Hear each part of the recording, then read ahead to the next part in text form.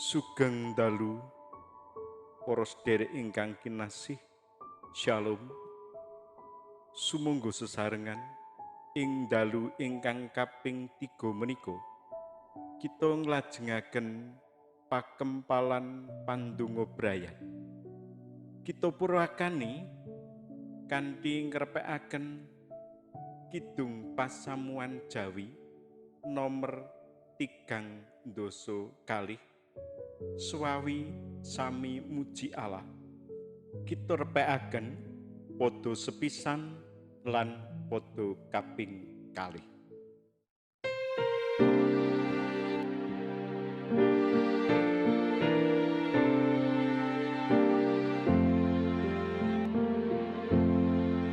Swami sami muji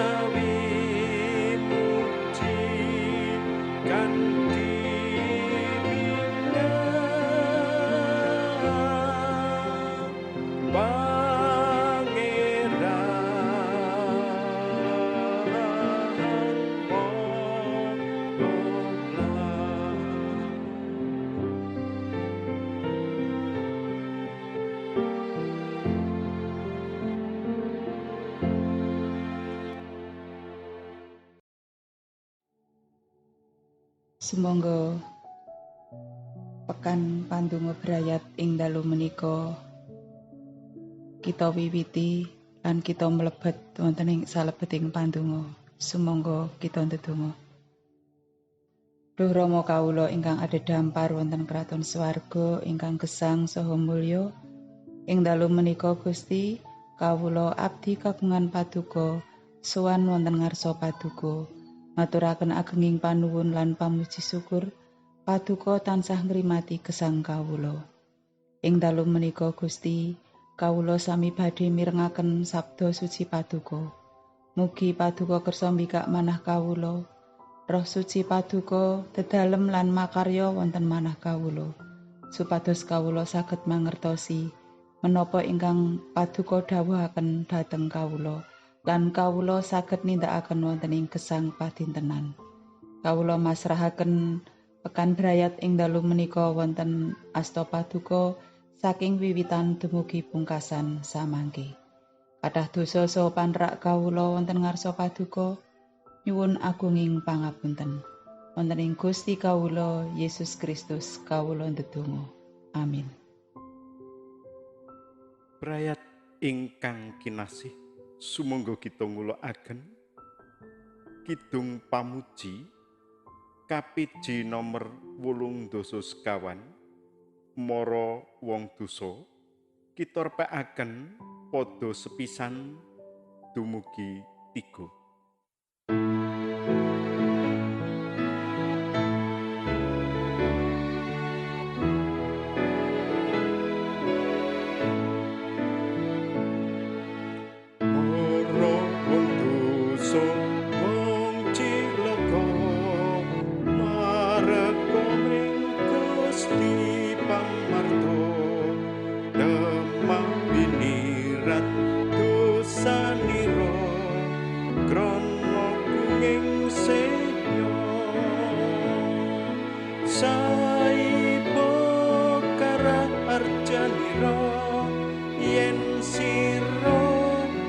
Manjing pracaya sinung bejo ing gesangira buwal sing antara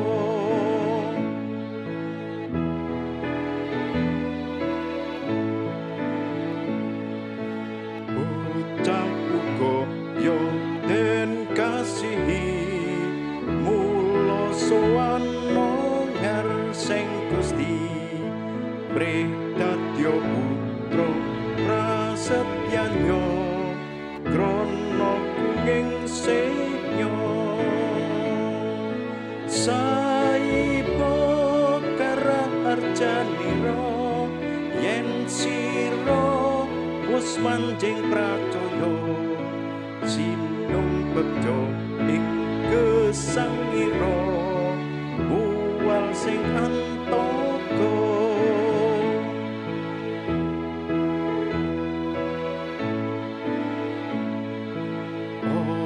semoyo yo marga wetan ngerti praptaning pati Gusti ngantya pring tobatira krana sira matya saipo kararjanira yen sira wis manjing prasaya sinung bejo ing gesangira buwal sing antara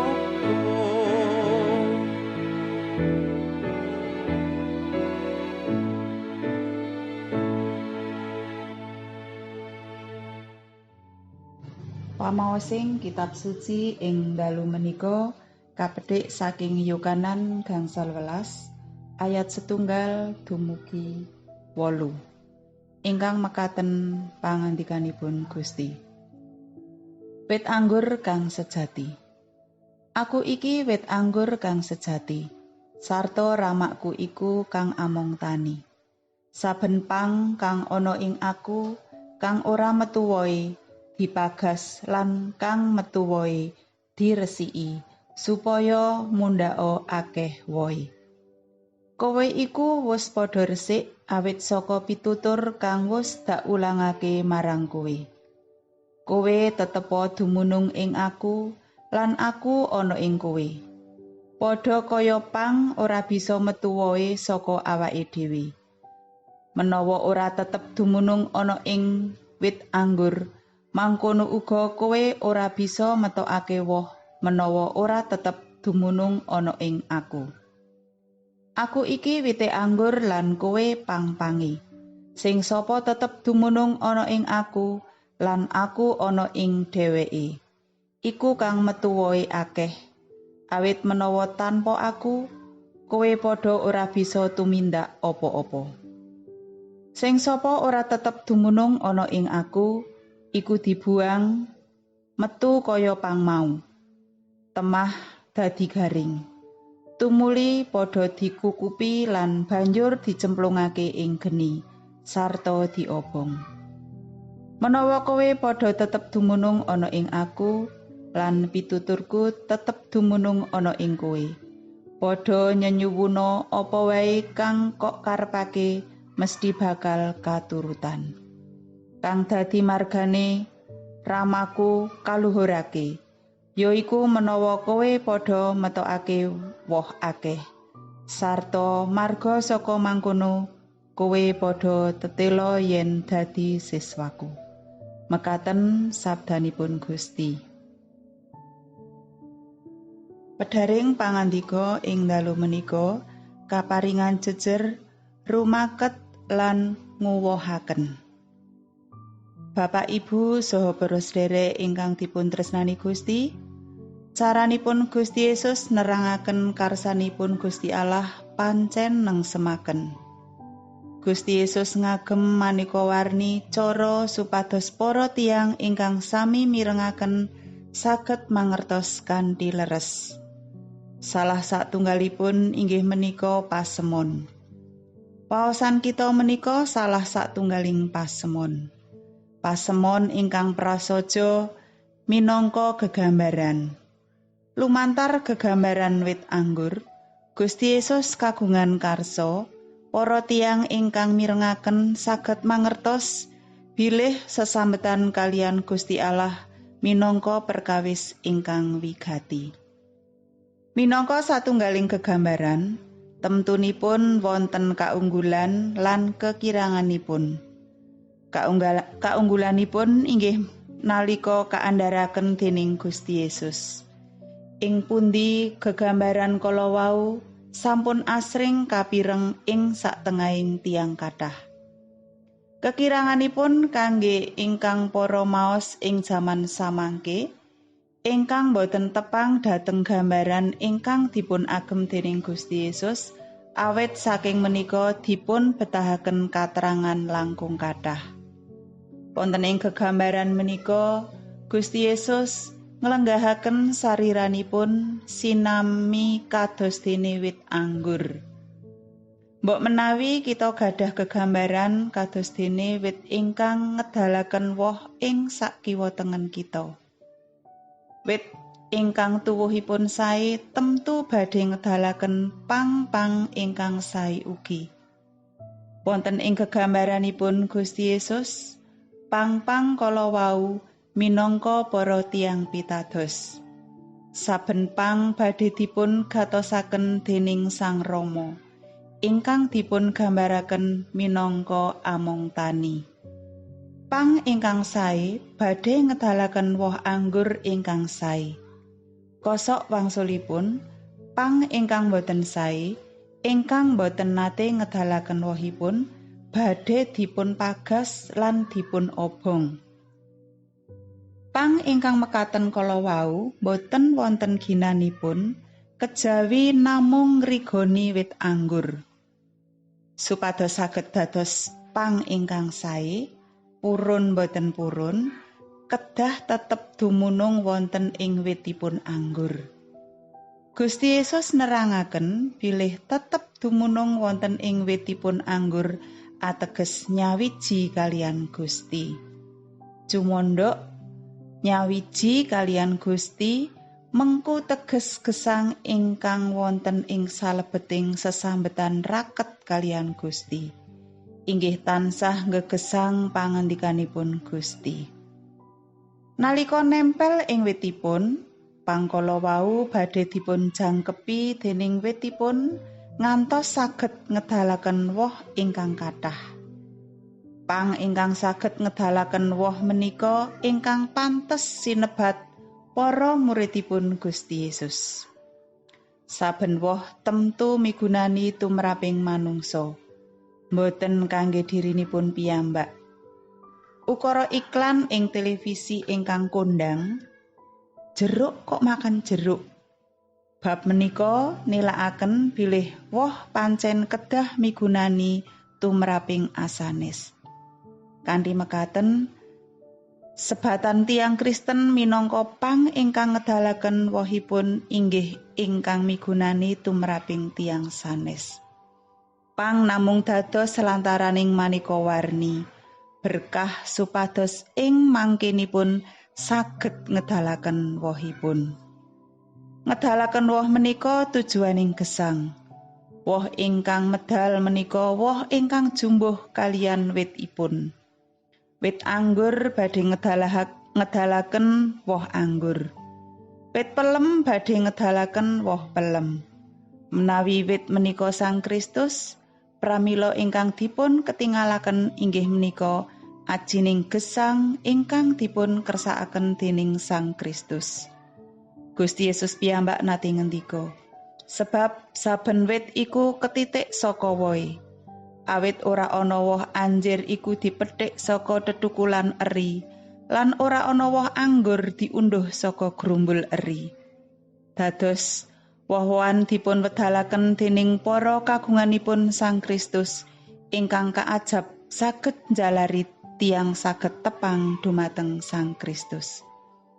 Para sederek ingkang dipun kasihi Gusti, supados saged ngedalaken woh ingkang laras kalian karsanipun Gusti, sepisan malih kita kedah cumondhok wonten ing Gusti. Bab menika nyumerepaken menggah wigatining bangun sesambetan kalian Gusti. Wonten ing jagating kabudayan tiang Jawi, bab menika sinebat manunggaling kawula Gusti. Anggenipun saged sesambetan ingkang raket kalian Gusti, dipun betahaken pangudi ingkang winastanan disiplin rohani. Kita ngudi kadiwasaning karohanen kita lumantar maneka cara ingkang prayogi, temahan nukulaken sesambetan kalian Gusti piyambak. Ing babagan menika, saben tiyang ndarbeni cara ingkang beda-beda menggaing disiplin rohani wau.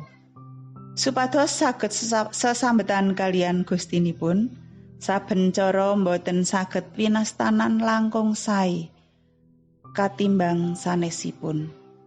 Wonten tiyang ingkang ngudi sesambetan kalian Gusti lumantar siam. Wonten ugi ingkang sarana leladi tumrap sesaminipun. Wonten ingkang kanthi maos buku. Tundhonipun sedaya kala wau badhe ketingal saking wohipun. Menapa kanthi wohipun saged njalari tiyang sanes sumerep dhateng Sang Kristus ingkang luber ing sih? Andar Ismail wonten ing bukunipun Selamat Berbuah ngandharaken cariyos Nelson Mandela. Ing taun 1990 sekawan, Mandela mimpang pemilu lan dados presiden saking kulit cemeng ingkang sepisanan ing Afrika Selatan. Ing masa paprentahanipun piyambakipun ngicali sistem apartheid ingkang beda-bedakaken manungsa adhedhasar warnining kulit lan suku. Piyambakipun kanthi tulus ngapunteni para mengsahipun. Piyambakipun nyugata para sipir pakunjaran ingkang rumiyin nate nyiksa. Sedaya tiyang sami pitaken, kenging menapa Nelson Mandela saged tumindak utami dhateng para mengsahipun?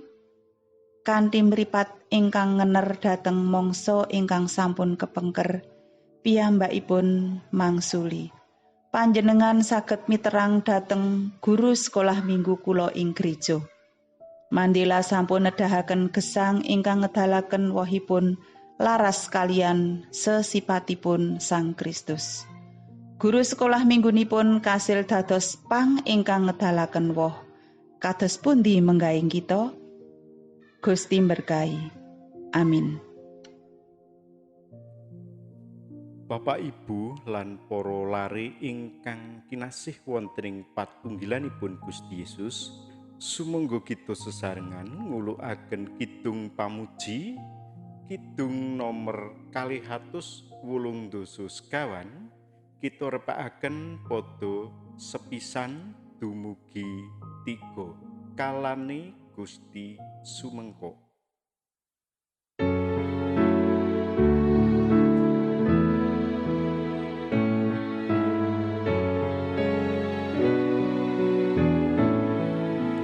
Kalane Gusti sumengko karso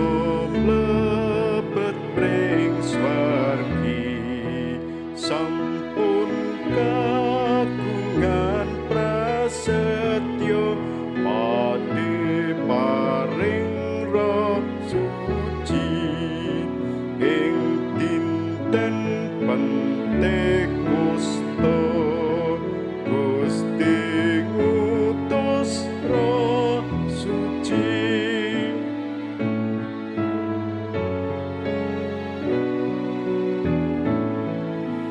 neng dalem suci sekabat mireng swara gumrunggu roh suci ingkang wineca pronabi sampun rawuh ing dinten Pentekosta Gusti ngutus roh suci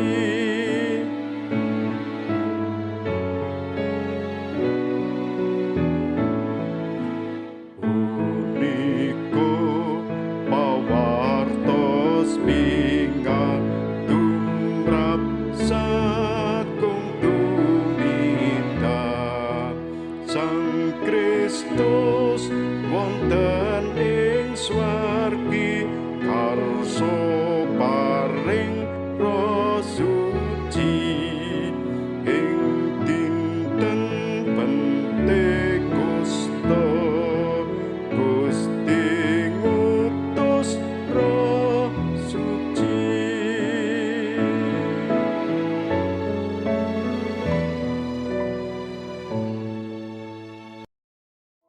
Sumangga kita sami mlebet wonten ing pandonga syafaat kawula dherekaken. Ngambali sowan malih Duh Rama ngaturaken agenging panuwun lan pamuji syukur paduka sampun nganti anggen kawula sami mirengaken sabda suci paduka. Sepinten ingkang nembe kawula pirengaken paduka tanemaken wonten manah kawula supados kawula saged nindakaken wonten ing gesang padintenan lan saged ngiyataken iman kapitadosan kawula dumateng paduka. Duh Gusti, kawula paduka sagedna dados woh ingkang berkahi tumrap asanes. Duh Rama, ing dalu menika kawula nggih ngengeti dhateng bangsa lan negari kawula ingkang ing wanci menika nembe kataman wabah penyakit COVID-19. Mugi paduka kersa mitulungi, paduka kersa mulungaken asta paduka lantaran para medis ingkang mitulungi para tiang ingkang kataman sesakit menika. Gusti, paduka berkahi lantaran obat-obatan ingkang dipuntamakaken supados sederek kawula saged mantun kados waunipun lan saged wangsul wonten ing satengahing brayat kanthi kebak karaharjan. Gusti, anggen kawula sami mirengaken sabda suci paduka kathah sumelip dosa wonten ngarsa paduka nyuwun agunging pangapunten lan samangke kawula sami badhe ngasutilem mugi Gusti kersa ngayomi anggen kawula sami ngasutilem supados kawula saged tangi ing wanci enjang lan saged nglajengaken ayahan peparing paduka midherek ing karsa paduka. Gusti, kathah dosa ingkang kawula damel, dosa pitembungan, dosa solah tingkah kawula wonten ngarsa paduka nyuwun agunging pangapunten. Wonten ing Gusti kawula Yesus Kristus kawula ndedonga. Amin. Brayat ingkang kinasih sumungguh pakempalan brayat ing dalu menika kita pungkasi kanthi ngrepekaken kidung pasamuan Jawi nomor 133 Pracoyo lan pasrah padha ingkang kaping sepisan lan padha ingkang kaping kalih.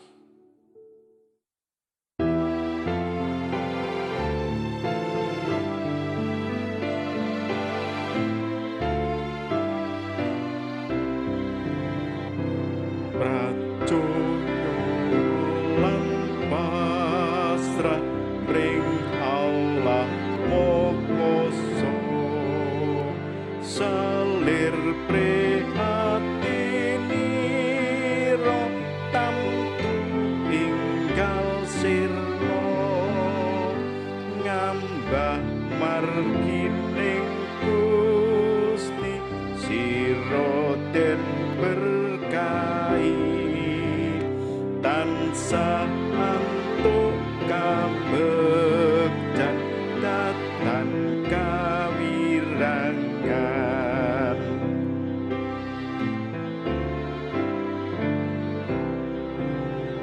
lamun sira gresula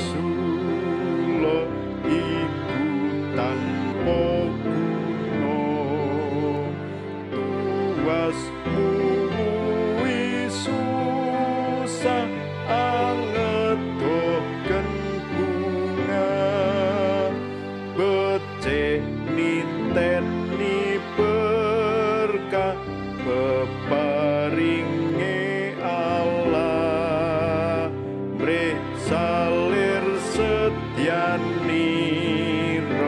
tinuntun sembodo